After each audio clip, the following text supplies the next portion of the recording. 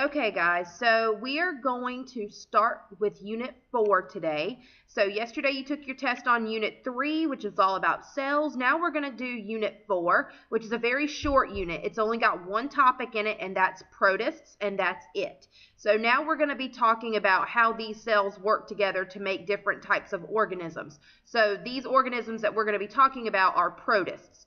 Now, you should have already in your notebook gone ahead and made your title page for Unit 4. You should have also gone ahead and titled this section of notes, Protists. All right, so let's go ahead and get started. Now, protists, they can be unicellular or multicellular. Most of them are unicellular, so this means that they're only made up of one cell. Remember, we talked about that earlier in the year. Uni means one, cellular means cell, so one-celled.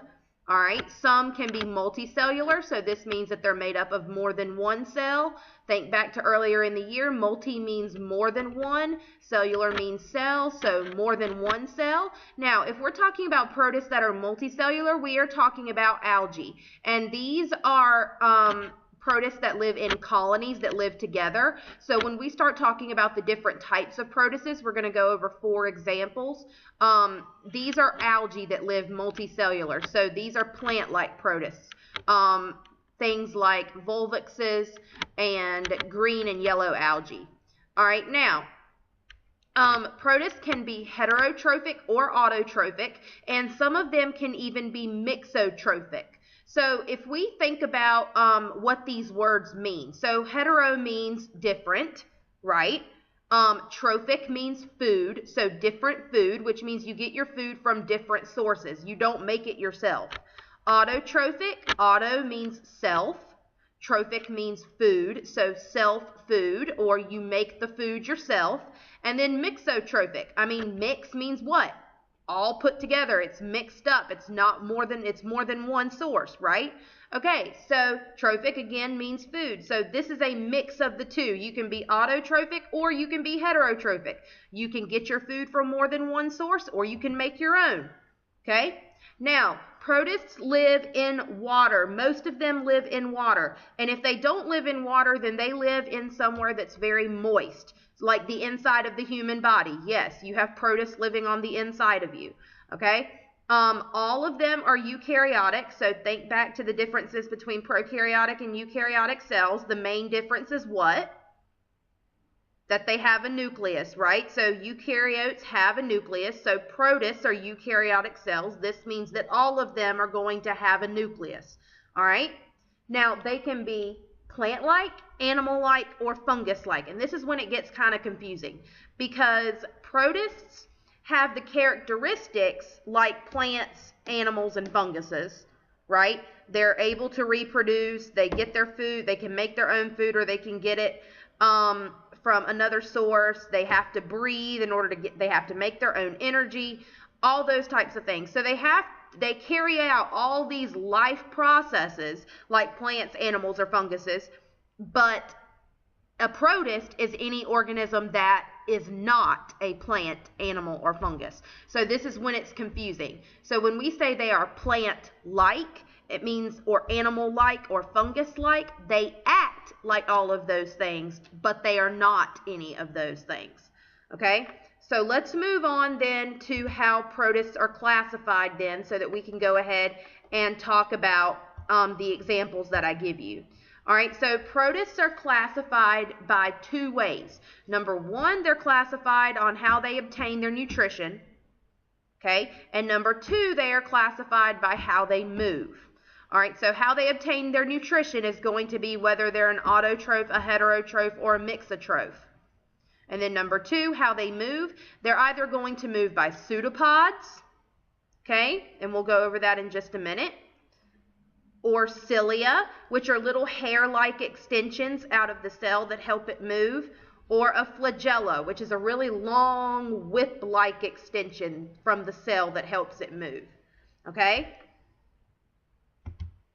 All right, first thing we're going to go over is animal-like protists. All right, animal-like protists are also called protozoans. Okay, so this means first animal. So these are very primitive. They're very old. These were the first things to come around. So back before we had lions and tigers and bears, oh my, we had protozoans. Okay, now animal-like protists, they're all heterotrophs. Okay, so they do not produce their own food. They have to get it from other sources. They have to eat. Okay, an example of an animal-like protist, one of them is going to be an amoeba. Okay, so an amoeba moves by pseudopods. Okay, say it with me, pseudopods. All right, pseudo means false, pod means feet. So this word means false feet. All right, so they are extensions of the amoeba's cytoplasm. So what happens is, have you ever woke up in the morning and you stretched your arms out? Okay, that's kind of like what the amoeba is doing. It's stretching its body out and then it's pulling itself up. It's moving that way. So it's stretching and then pulling itself along. And that's exactly what it does. Okay, I've got a couple of videos so that you guys can see this and get a good feel for what pseudopods are. All right, amoebas eat by endocytosis. All right, so what it does is it stretches out its cytoplasm and it surrounds its food and then engulfs it. So it stretches out its cytoplasm around its food, surrounds it, and then engulfs it. Okay, and then when it's engulfed, it creates a food vacuole. So that's how it eats. All right, amoebas reproduce through mitosis, right? So that is asexual reproduction, right? And then some amoebas are parasites. So a parasite is an organism that benefits while the other is harmed. So like a mosquito, right? It benefits because it gets food, right? Your blood. And then you're harmed, right? Because you get that nasty red bump on your skin that itches. Or you can sometimes get a disease known as malaria, right? Okay, so some amoebas are parasites, much like any other protists. Most other protists can also be parasites. But most of the time when we think of amoebas, we think of parasites because they can actually cause a disease, cause dysentery. Okay? Now, dysentery is often found in places that have poor water quality. So countries in Africa or Asia, places that have very poor water quality, they're very poor countries.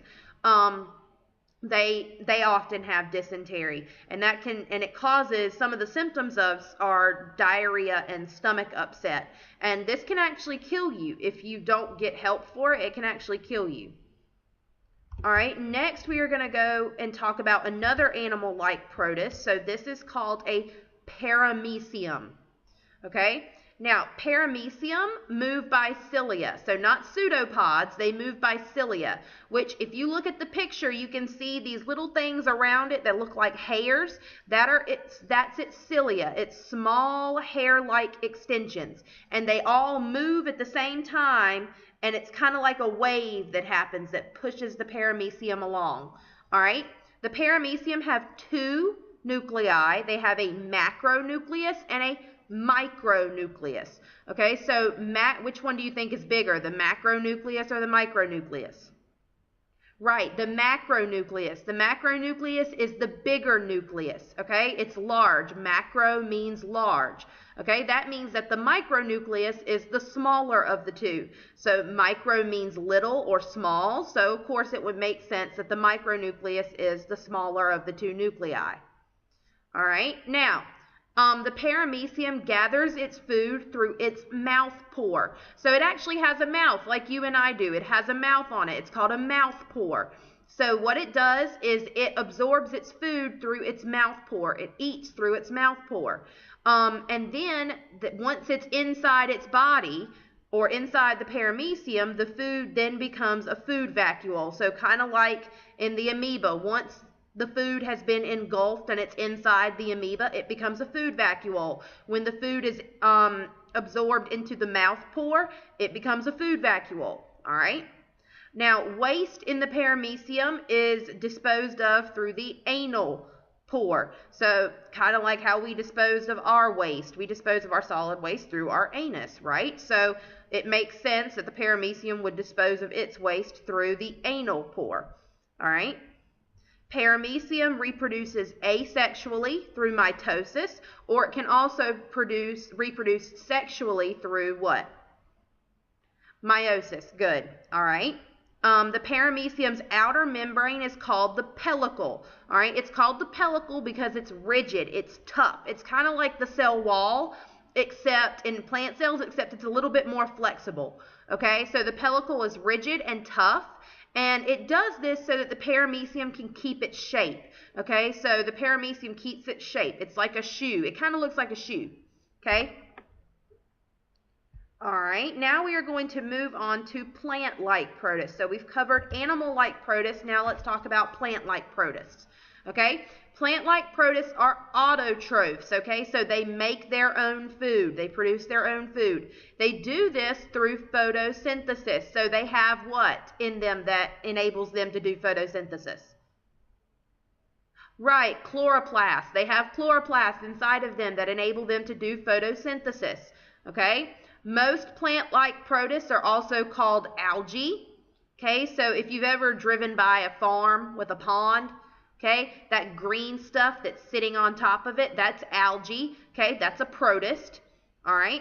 Most plant-like protists are green because they have that chlorophyll in them. So the chlorophyll is contained within the chloroplast that enables for photosynthesis. So that's why they're green, is they have chlorophyll inside their chloroplasts. All right.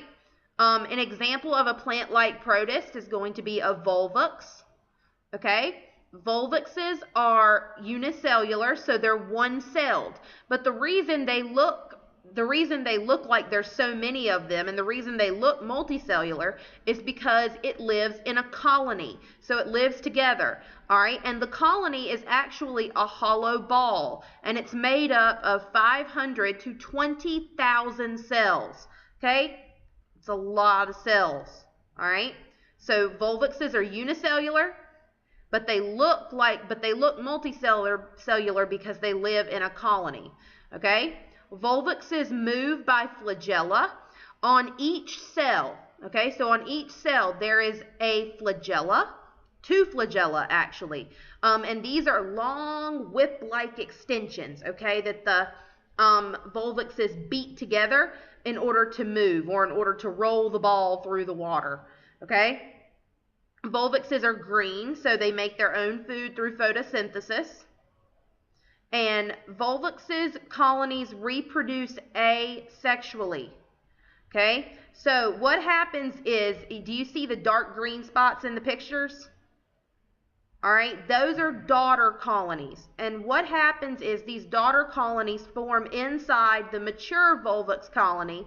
And then as the daughter colonies mature, they grow. All right. And as the parent colony matures, okay, the daughter colony matures because that's where it gets all its nutrients.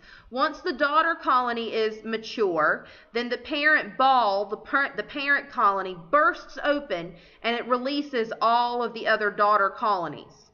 Okay? All right, next thing we are going to talk about is the last example of a plant-like protist, and that is going to be a euglena. All right? Euglenas live in water. They are autotrophs. If you look, they're green. All right, most of them are autotrophs. However, if you leave them in the dark for too long, then they can actually become heterotrophs. Okay, now it's because of that actually people like to call this plant-like protist, the euglena, a mixotroph. Okay, so it can perform it can get its food from more than one source. It doesn't just make its own food, and it doesn't just eat other things in order to get energy. Okay, so sometimes these euglenas are called mixotrophs. So most of the time they're autotrophs, but if they're left in the dark for too long and they're not allowed to perform photosynthesis, then they can actually become heterotrophs. So this is why people call them mixotrophs. All right, they are green in color because they have chlorophyll inside their chloroplasts. They have flagella for movement, so that long whip-like extension that you see extending from the cell. Okay. They have an eye spot so that they can sense light and dark. Now, why might you think they would have an eye spot? And if you were thinking it's because so they can sense if they've been in the dark for too long so that they can make energy, you would be exactly right. If you have no way of sensing whether you're in the dark, how are you going to know which way to make your food? You're not, right? So they have this eye spot so that they can sense when sunlight is out, they can make their food through photosynthesis. And when it's dark, if they've been in the dark for too long, they can get other resources for their food. They can actually eat, okay? All right, now they also have a pellicle, just like the paramecium. They have a pellicle that helps them keep their shape. Okay, so they kind of look, they're long and skinny. Okay, they don't necessarily look like a shoe, but they're long and skinny. And this is the pellicle that helps them keep their shape. All right, and let's move on to funguses. All right, funguses are like protists. They are heterotrophs. And they are also decomposers. So they decompose dead things. They break down dead things into smaller substances. All right, they are also called water molds and slime molds. And water molds were actually once responsible for the Great Irish Potato Famine. So you know yourself, if you put something in the fridge for too long, it's going to get this nasty mold that's grown on it. And it's because the water has started to condensate on the inside and a water mold has actually grown there.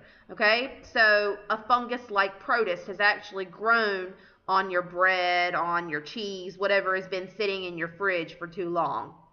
All right, that is all on protists. That's it. So go ahead, answer the questions in your notebook. Make sure you answer them in complete sentences and you write the questions down so you know exactly what you're talking about. Okay, and I will catch you guys on the flip side. Adios.